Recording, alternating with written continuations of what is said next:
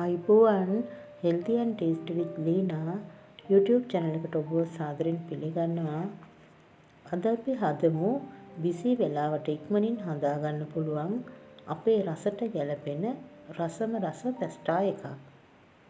ගෙදර තියෙන දේවල් වලින් රෑ කෑමට මේ පැස්ටා එක ගොඩක් ලේසියෙන්ම හදා ගන්න පුළුවන්.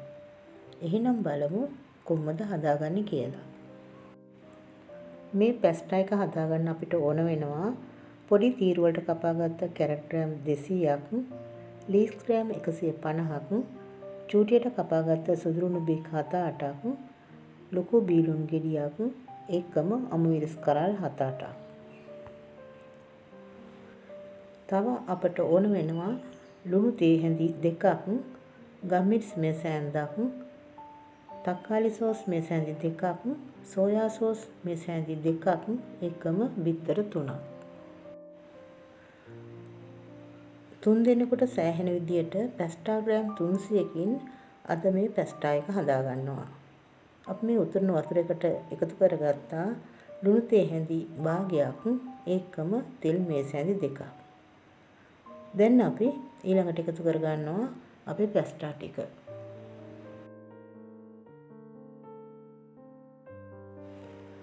දැන් මේ පැස්ටා ටික විනාඩි 10ක් තම්බ ගන්න ඕන. ඊට වැඩි වෙලාවක් මේ උතුරන වතුරේ මේක තියාගත්තොත් එහෙම පැස්ටා ටික බෙරි වෙනවා. ඒ විතරක් නෙවෙයි පැස්ටා වල රසයත් අඩු වෙනවා. දැන් ගානට තැම්බිලා තියෙන්නේ. ඊළඟට වතුර ටික පෙරා ගනිමු.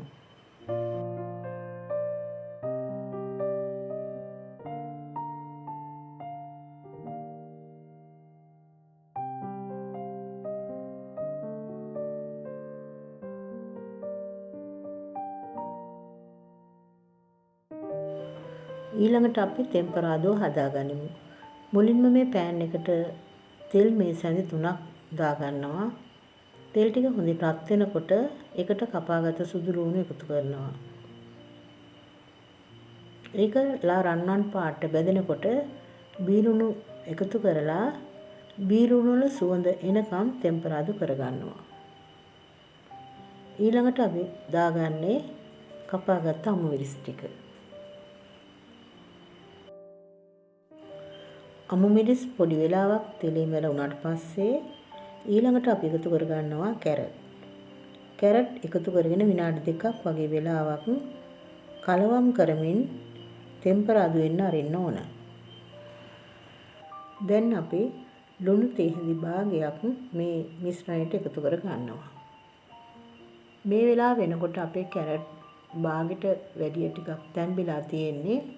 දැන් අපිට පුළුවන් බිත්තර 3 එකතු කරගන්න. බිත්තර එකතු කරගෙන මේ කැරට් මිශ්‍රණයත් එක්ක ඒක හොඳින් කලවම් කරගන්නවා.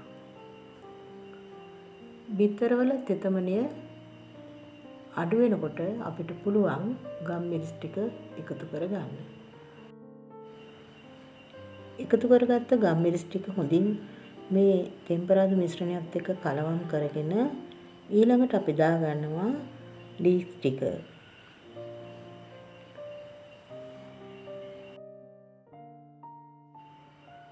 වැඩි වෙලාවක් අපි ලීක්ස් ටික ලිපේ තියාගන්නේ නැහැ.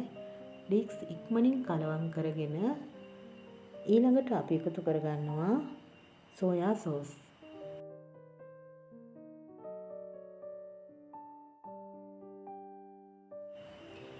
දැන් අපිට පුළුවන් පැස්ටා ටික එකතු කරගන්න.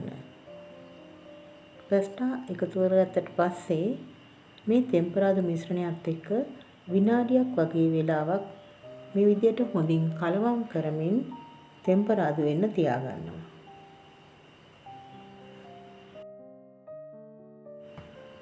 අන්තිමට තක්කාලි සෝස් එකතු කරලා පැස්ටා මිශ්‍රණය හොඳින් කලවම් කරගෙන ලිපෙන් අයින් කරගනිමු.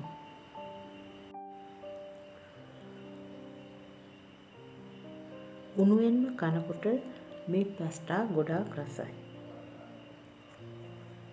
මේ විදිහට ඔබ පැස්ටා හදාගත්තොත් එහෙම බිසි වෙලාවට විතරක් නෙමෙයි ඉඩ තියෙන හැම වෙලාවකටම නිතර නිතර ටෙස්ට් හදලා කන්න ආස හිතේ. මගේ වීඩියෝ එක ප්‍රයෝජනවත් නම් ලයික් එකක් දාලා යාළුවෙක් එක්ක ෂෙයා කරන්න. ඒ වගේම ඔබගේ වටිනා කමෙන්ට් එකත් පහලින් සටහන් කරන්න. මාත් එක්ක රැඳී සිටියට ගොඩක් ස්තුතියි. නැවතත් මෙවැනි රසවත් ආහාර වට්ටෝරුවකින් හමු වෙමු. එතෙක් ඔබට නිරෝගී දිවියක්.